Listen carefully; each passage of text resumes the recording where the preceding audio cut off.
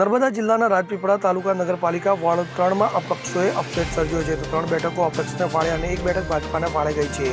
તો વસાવા દામીબીબેન મહેશભાઈ, દિશાબેન મનોજભાઈ માછી, વિપુલભાઈ દિનેશભાઈ માછી અને ઇલ્મુદ્દીન બક્ષી અપક્ષમાં જીત્યા છે. તો વોર્ડ 3માં ભાજપની પીછેહટ થઈ, જેમાં 3 અપક્ષોએ મેદાન મારી ગયા હતા. આ વોર્ડમાં 3 ભાજપાના ઉમેદવારોને હારનો સામનો કરવો પડ્યો હતો, જેમાં પૂર્વ પ્રમુખ મહેશ વસાવાની દીકરી દામિની વસાવા અપક્ષમાંથી જીત્યા હતા. તો બીજી તરફ પૂર્વ પ્રમુખ અને ભરતભાઈ વસાવાના પત્ની ભાજપાના ઉમેદવાર ભારતીબેન વસાવા હારી જતા ભાજપા માટે મોટા આંચકા સમાન ચોંકાવનારું પરિણામ જોવા મળ્યું હતું અને એક સિવાય અન્ય 3 ભાજપના ઉમેદવાર હાર્યા હતા. ત્યારે આજ બપોરે 3 અપક્ષોનું ભવ્ય વિજય સરઘસ નીકળ્યું હતું.